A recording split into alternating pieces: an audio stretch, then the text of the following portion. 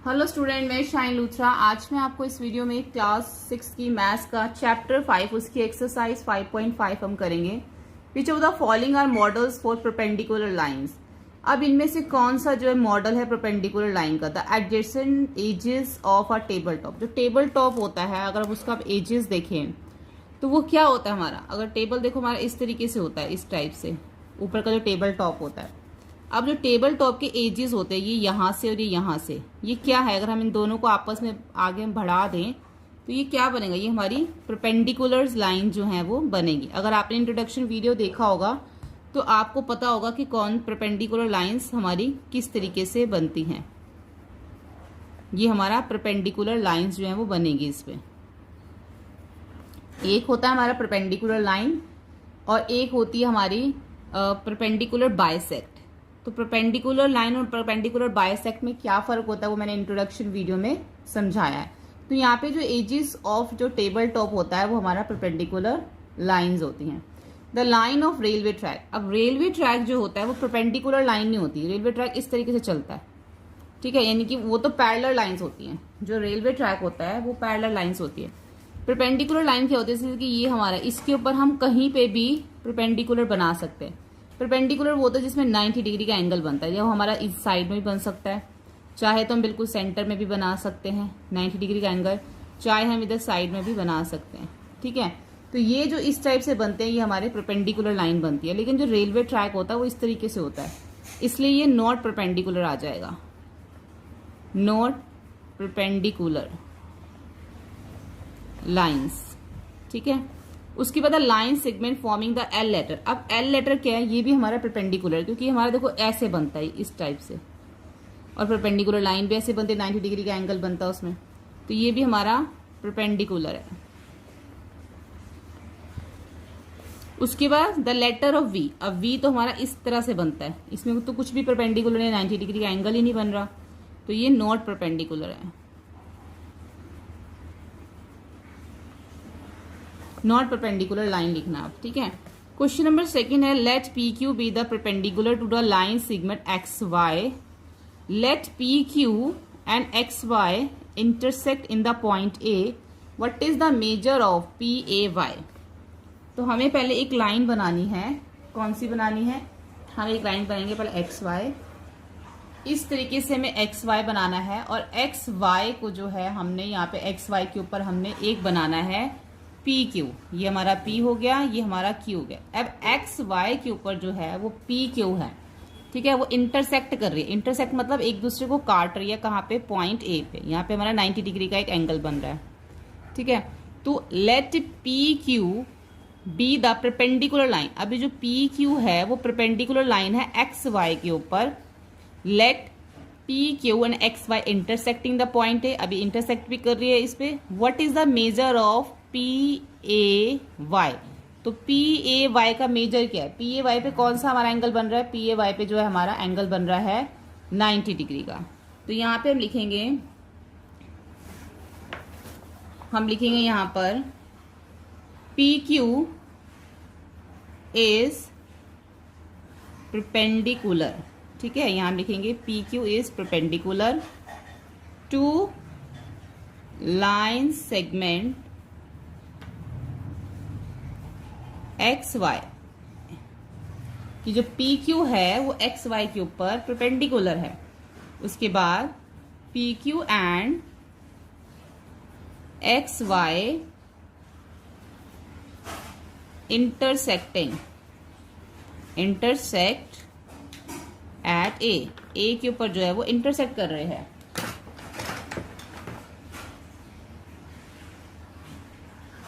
The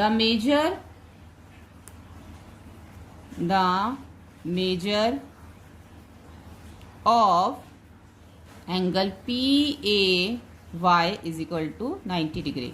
यहाँ पे हमारा 90 डिग्री का एंगल बन रहा है, ठीक है। इसलिए हमें क्वेश्चन नंबर 2 में यही करना है। क्वेश्चन नंबर 3 में हमें क्या बोला गया है? क्वेश्चन नंबर 3 में बोला गया है, there are 2 set square in your box. What are the measure of angle that are form at their corner. Do they have any angle measure that it's common? अब हम यहाँ पे क्या बनाने के लिए बोला गया, यहाँ पे जो टू सेट स्क्वायर्स हैं, सेट स्क्वायर क्या होता है, सेट स्क्वायर आपको मैं दिखा दे, ये देखो ये जो है वो सेट स्क्वायर होता है इस तरीके से, ठीक है। अब ये जो सेट स्क्वायर होता है इसका जो ये वाला एंगल होता है ना, ये 90 डिग्री होता है, जैसे कि हमें पता है बिल्कुल स्ट्रेट होता है ये, अगर हम वैसे बनाएंगे तो यहाँ पे ये 90 डिग्री का बनेगा, और ये जो एंगल होगा ये 45 डिग्री का होगा, सेम ये भी 45 डिग्री का होगा। तो इसके अंदर एक 90 डिग्री का होता है, दो हमारे जो है वो कॉमन होते हैं, सेम होते हैं 45 डिग्री के। तो इस अगर हम इस तरीके इसको हम सेम ऐसा अगर उसमें बनाए तो सेट स्क्वायर हम ऐसा बना सकते हैं, और इसके अंदर जो है हम यहाँ पर लिख सकते हैं, ऐसा सा आप बना लो शेप पूरी की पूरी। जो हमारा एंगल होगा ना ये वाला, ये वाला, ये हमारा होगा 90 डिग्री का, और ये वाले हमारे हैं 45 डिग्री के। तो उन्होंने इस तरीके के दो बनाने के लिए बोला है, टू सेट स्क्वायर बोला है ना, तो आपको ऐसे ये दो बनाने होंगे, एक और एक साथ में आपने एक और बनाना है। तो जो दूसरा है उसमें जो दूसरा सेट स्क्वायर आता है, एक और सेट स्क्वायर आता है, उसके अंदर आपका ये तो 90 डिग्री का ही होता है, लेकिन जो इधर होगा ये आपका 60 डिग्री होगा और इधर आपका 30 डिग्री होगा। एक और सेट स्क्वायर आता है जो आपका थोड़ा सा ज्यादा अलग शेप का होता है, ठीक है। तो यहाँ पर ये 90 डिग्री होगा और ये आपका 60 और इधर 30 होगा। अगर मैं आपको बना के दिखाऊं तो किस तरीके का होता है, तो वो इस तरीके का ऐसे होगा, ये चीज उसकी जो है इधर से छोटा होगा और इधर से वो ऐसे बड़ा होगा। तो ये तो 90 डिग्री का ही बनेगा, इधर ये जो है 60 डिग्री का बनेगा और एक 30। जब जो आपकी ज्योमेट्री आती है, जो ज्योमेट्री बॉक्स आता है उसके अंदर जब कंपास वगैरह स्केल सब कुछ होता है तो उसके साथ दो सेट स्क्वायर भी मिलते हैं, तो ये वही दो सेट स्क्वायर्स हैं। तो इसमें क्या है, this is called 45, 90 degree and 45 set, ठीक है। इसको हम क्या बोलेंगे, ये जो दो सेट स्क्वायर है, तो ये हमारा जो ये वाला जो फर्स्ट सेट स्क्वायर है, this called is 45 degree, 90 degree and 45 set square, because इसको हम क्यों बोल रहे हैं, because of the angle form, ये वाले एंगल इसके अंदर बन रहे हैं। तो सेकंड वाले के लिए हम लिखेंगे, सेकंड के लिए आएगा this set square is called, जो दूसरे वाला है 30 डिग्री, 60 डिग्री और 90 degree set square, because of the angle form, इसके अंदर ये एंगल बन रहे हैं। The angle measure that is common in both the set square is 90 degree, और दोनों के अंदर जो कॉमन आ रहा है वो आ रहा है हमारा 90 डिग्री। तो हमने क्वेश्चन नंबर 3 में इस तरीके से लिखना है। क्वेश्चन नंबर 4 में देखेंगे हम, study the diagram, the line L is perpendicular to line M. जो लाइन एल के ऊपर जो है लाइन एम परपेंडिकुलर है, हमें बताना है कि जो सीई है वो ईजी के इक्वल है। तो यहाँ पर जो हमारा सी पॉइंट है और यहाँ पर हमारा ई पॉइंट है, तो ये जो सी से लेकर ई तक और ई से लेकर जी तक इक्वल है, तो हम देख लेंगे ये हमारा सी है, तो सी से लेकर डी तक हमारा 1 यूनिट हो जाएगा और डी से लेकर ई तक भी हमारा 1, और 1 और 1 कितना हो जाएगा 2, यानी कि सी से लेकर ई तक हमारे कितने यूनिट हो जाते हैं, सी से लेकर ई तक अगर हम देखें तो हमारे 2 यूनिट हो जाते हैं। इसी तरीके से अगर हम ई से लेके जी तक देखें, पहले ई से लेके एफ तक 1 यूनिट, फिर एफ से लेके जी तक दूसरा यूनिट, तो ई से लेके जी तक भी 2 यूनिट हो जाते हैं। तो ये दोनों हमारे इक्वल आ जाएंगे, क्योंकि दोनों में देखो ई से लेके डी तक दोनों के बीच में 1 यूनिट है, फिर डी से लेके ई तक फिर 1 यूनिट, 2 यूनिट ये हो गए, 2 यूनिट ये, तो क्या ये इक्वल है, यस, ठीक है। उसके बाद डज पीई बाइसेक्ट सीजी, जो ये पीई है, ये जो पीई है ये सी से लेकर जी तक इसको बाइसेक्ट कर रहा है। अगर आपने इंट्रोडक्शन वीडियो देखा होगा तो मैंने आपको बताया था, जो एक लाइन होती है उसके ऊपर जो बाइसेक्ट होता है, जैसे मान लो इसका नाम ए और बी है, तो जो इसके ऊपर बाइसेक्ट होता है ना, बाइसेक्ट बिल्कुल बीच में होता है, दोनों पार्ट्स को इक्वली डिवाइड करता है। तो इसी तरीके से जो ई, पी और ई लाइन है वो सी और जी को इक्वल पार्ट्स में डिवाइड कर रही है।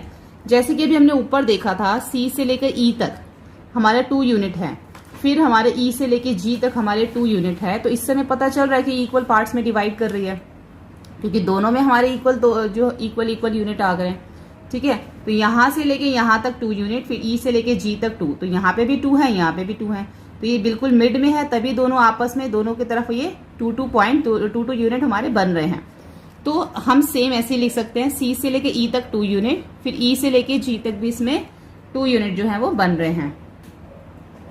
तो इसका भी हमारा यस आ जाएगा कि जो पीई है वो बाइसेक्ट कर रहा है सीजी को, ठीक है, क्योंकि दोनों इक्वल, इधर भी 2 है इधर भी, तो हमारा बिल्कुल ही सेंटर में आ रहा है। इसके सी पार्ट में आइडेंटिफाई एनी 2 लाइन सेगमेंट, हमें ऐसे 2 लाइन सेगमेंट बताने हैं जिसके for which PE is perpendicular bisector, जिसकी वजह से जो पीई हमारा परपेंडिकुलर बाइसेक्ट बनेगा। पहला देखो, अगर हम यहाँ से यहां से अगर हम बताते हैं डी से लेके ई तक हमारा क्या बनता है, एक यूनिट जो है वो बनता है। फिर अगर ई से लेके एफ तक देखें तो भी हमारा यहाँ से एक यूनिट बन रहा है, तो बीच में हमारा ये परपेंडिकुलर बन रहा है, तो हम लिखेंगे डी एफ। डी एफ इसके अंदर जो है हमारा पीई परपेंडिकुलर बन रहा है। दूसरा हमारा सी जी भी है, उसमें भी बन रहा है, लेकिन हम यहाँ पे लिख देते हैं बी एच, क्योंकि बी से लेकर एच तक देखो, बी से लेकर ई तक अगर देखोगे तो पहले 3 यूनिट बन रहा है, फिर ई से लेकर एच तक देखोगे तो यहाँ पे भी 3 यूनिट बन रहा है। इसका मतलब ये बिल्कुल मिड में है, बाइसेक्ट है ये, ठीक है। इसका मतलब पीई जो है वो बी एच को क्या कर रहा है, बाइसेक्ट कर रहा है। जो पीई है वो क्या कर रहा है, डी एफ को बाइसेक्ट कर रहा है। दोनों साइड हमारी इक्वल आनी चाहिए, तो हम 2 लिख देंगे यहाँ पे, डी एफ और बी एच। अब ये डी वाले में पूछा गया आर दिस ट्रू, क्या ये ट्रू है। अब इसमें पूछा गया जो ए सी है वो ग्रेटर देन है एफ जी से। अब ए से लेके सी तक आप देख लो कितने यूनिट आ रहे हैं, 2 यूनिट आ रहे हैं, और एफ से लेके जी तक देखोगे तो कितने यूनिट आ रहे हैं, 1। तो ये हमारा ग्रेटर है ए सी, तो ये हमारा येस है, यानी कि इसके आगे हम ट्रू लिख देंगे। और जो सी डी है वो इक्वल है जी एच के। अगर हम सी डी में देखें तो 1 यूनिट आ रहा है, और जी एच में देखें तो यहाँ पे भी 1 यूनिट आ रहा है, तो दोनों इक्वल है, ठीक है। अब बी सी, बी से लेकर सी तक देखोगे तो 1 यूनिट आ रहा है, ई से लेकर एच तक देखोगे तो कितने यूनिट आ रहा है, 3 यूनिट आ रहा है, ठीक है। बी सी के अंदर 1 यूनिट है, और ई एच के अंदर, तो ई एच में कितने यूनिट आ रहे हैं, 3 यूनिट आ रहे हैं, तो ई एच हमारा ग्रेटर है बी सी से, ठीक है। बस इसके अंदर हमें यूनिट्स का ध्यान रखना है, हर एक के बीच में ना एक एक यूनिट का डिफरेंस है। तो यहाँ पर हमारा क्वेश्चन नंबर 4 कंप्लीट हो जाता है, एक्सरसाइज 5.5। होपफुली आपको ये वीडियो हेल्पफुल लगा। वीडियो